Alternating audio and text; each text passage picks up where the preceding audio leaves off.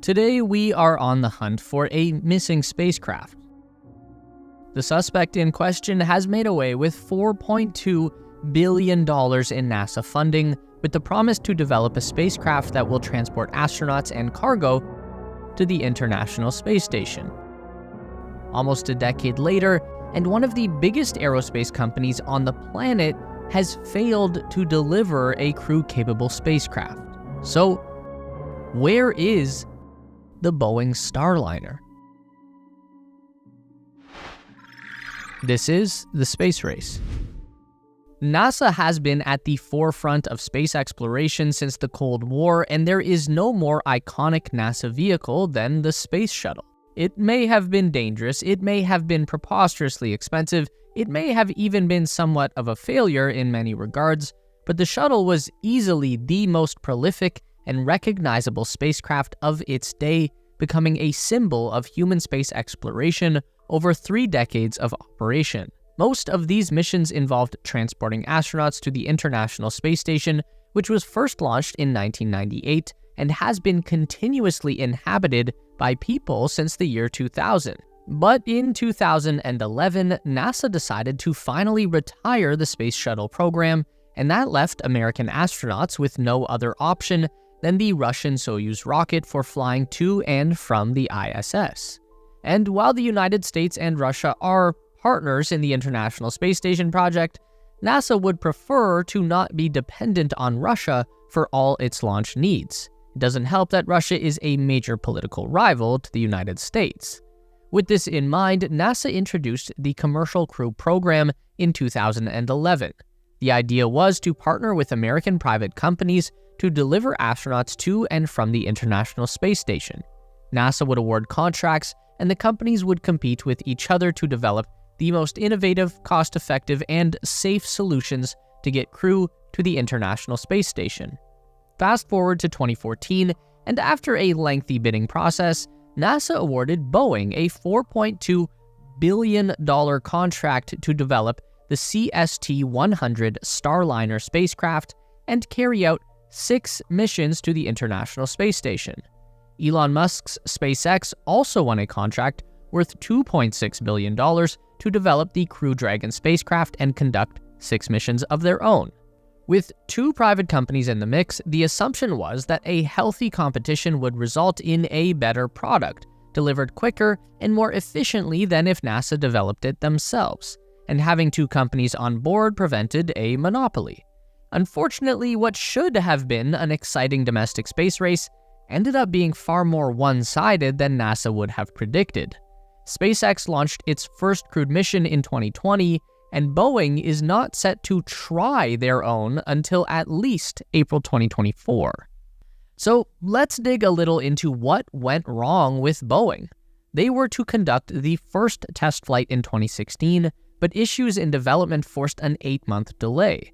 The aircraft was too heavy, and the team was working to reduce mass and address some issues with aerodynamic drag, pushing the test launch date to 2017. 2017 came and went with no launch in sight and a new date of July 2018. But once again, another issue reared its head. During testing, Boeing discovered a hypergolic propellant leak. This is the self-combusting fuel mixture used in the vehicle's maneuvering thrusters, and it is incredibly toxic. Any kind of fuel leak is bad, but hypergolic fuel leaks in a crewed capsule are worse. So back to the factory it went for further development and a new launch date of November 2019. The first flight of the CST-100 Starliner capsule was a pad abort test, which is a practical demonstration of the craft's abort system engines. Starliner accelerated away from the launch pad successfully, but when landing, one of the 3 parachutes failed to deploy. That being said, the capsule did land within safety parameters, so even though it wasn't a complete success, it was not a complete failure either. A month later, in December 2019, Boeing felt strong enough to attempt their first test flight all the way to the International Space Station. Known as an orbital flight test, this is an unmanned flight that launches from Earth, gets to the International Space Station, docks at the station, and then successfully and safely returns to Earth. But, and we are starting to see a pattern here, there were problems once again. The Starliner's internal timer was off by 11 hours, initiating an orbital insertion burn much earlier than needed. This put the spacecraft in the incorrect trajectory and prevented it from reaching the International Space Station entirely. It eventually had to land in New Mexico within 2 days of flying. The second major error on this test flight involved thrusters that angle the craft to avoid damaging heat shields that protect the craft during re-entry. Both of these were primarily software issues, but it diminished a lot of the already waning confidence in Boeing's capability to deliver on this project. It also led to an in-depth review between the company and NASA, identifying 80 areas that needed to be updated and corrected. It then took Boeing 2.5 years to fix these errors and a few other problems as they ironed out every potential issue they could think of. But that's the nature of problems. They always lurk around the corner, and Boeing were once again reacquainted with them in April 2021. The redesigned and updated Starliner was at the launch site ready for its second orbital flight test. During final testing, though, an issue was discovered with 13 engine valves in the craft, and exposure to the salty air at Cape Canaveral, Florida led to corrosion, and with tolerances so tight, it was simply unsafe to launch. Boeing tried to remedy the problem on site, but eventually decided canceling the test flight was the safer option. A year later, in May 2022, Boeing did manage another orbital test flight. The spacecraft launched and returned to Earth successfully after docking at the International Space Station, but even here, it wasn't smooth sailing as some systems didn't work as expected. 2 orbital maneuvering and altitude control thrusters, also known as OMAC thrusters, failed during the orbital insertion phase of the flight, but the spacecraft was able to compensate with the remaining OMAC thrusters. A couple of reaction control system thrusters used at the docking also failed due to low chamber pressure, but with a safe flight, it was deemed a success. The next step would be a final test with crew on board. Boeing had initially planned the crew test flight for December 2022. Unfortunately, Boeing's dance with delays returned, and the launch first got pushed to February 2023, then April 2023, and further to July 2023, with another final update in April 2024. So why the latest delay? Well, the parachute problem persists, and if humans are going to be traveling in it, Boeing is taking absolutely no chances.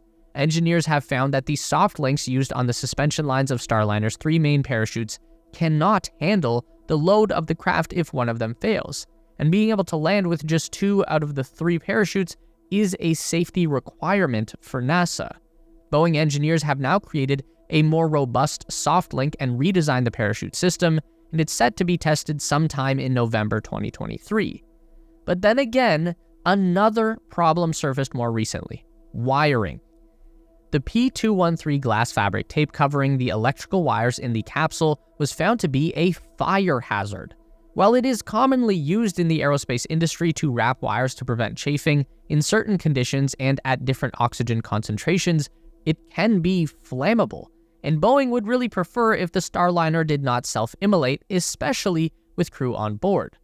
So, as Boeing tries to solve these, they have wisely refrained from an exact launch date, but if things go to plan, the Starliner could be transporting crew sometime in 2024. But while Boeing struggles, the SpaceX Crew Dragon has been running away with virtually no competition. Sure, they had a few Falcon 9 rockets explode during testing, but their August 2023 flight marks the 7th successful crew transportation to the International Space Station, with the first happening way back in 2020.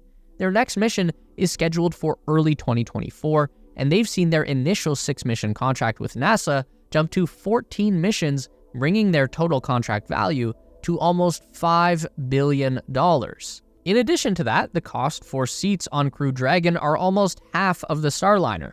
While SpaceX charges $55 million per astronaut, Boeing comes in at $90 million as per NASA documents. Boeing did release a statement refuting that cost, stating their capsule could carry 5 astronauts as opposed to the standard 4, which means it would cost less, but until the company actually manages to send a crew into orbit, we'll just have to wait and see. Speaking of costs, NASA contracting these to Boeing and SpaceX instead of developing it themselves saves the agency about $20 to $30 billion.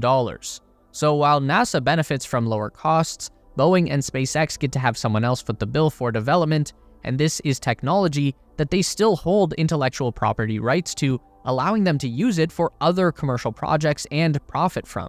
In addition to the cost benefits, this has also pushed the United States to once again become the world leader in space. After 2011, the United States had 0% of the global commercial launch market. Today, thanks to SpaceX alone, they have 70%. And this has resulted in NASA being a huge contributor to the SpaceX revenue to the tune of millions every year. This is significant and might be an indicator as to why Boeing continues to pursue the Starliner project, even though spaceflight only accounts for a small portion of the company revenue. After the company lost billions due to the grounding of its 737 MAX plane and air travel demand plummeting during the COVID pandemic, the Starliner project might just be a revenue source worth pursuing. That being said, there's no taking away that it is a project that is bleeding Boeing a lot of money right now. Since the contract was awarded, the company has already racked up close to $1.5 billion in loss, and every delay costs it more. Also, the contracts are just for transporting crew to the International Space Station, which will only be operational until 2030, so there's a time frame on that. Boeing, though, is committed to fulfilling its contractual obligations. Mark Nappy, Boeing's Starliner vice president and program manager, reiterated they were still committed to 6 crewed missions and 1 crewed test flight to the International Space Station. But, more importantly, does Boeing see a future for the Starliner project beyond the NASA contract? Well, without the contract, further development can get very costly. In an interview when Boeing Vice President of Exploration Systems John Shannon was asked if the company planned to continue the program long-term, he gave an ambiguous answer, saying it was a great question and he wished he had an answer to it. This uncertainty indicates Boeing is yet to determine if the entire project is even still worth it, and with the lead SpaceX has on them, it might be harder to catch up even if they do get everything up and running smoothly for commercial application beyond NASA. On the other hand, there are alternatives that will very soon become viable. Sierra Space didn't manage to get the initial NASA contract, but their Dream Chaser spacecraft has been in development for 2 decades and is pretty much ready. Right alongside is Blue Origin's New Glenn spacecraft. Commercial spaceflights and their demand will continue increasing as time progresses. Right now, SpaceX has the competitive advantage, and any other player that wants a piece of the pie will have to work very hard to catch up. Sierra Space and Blue Origin look ready to take on the challenge, but will Boeing finally join the fray as well? Only time will tell.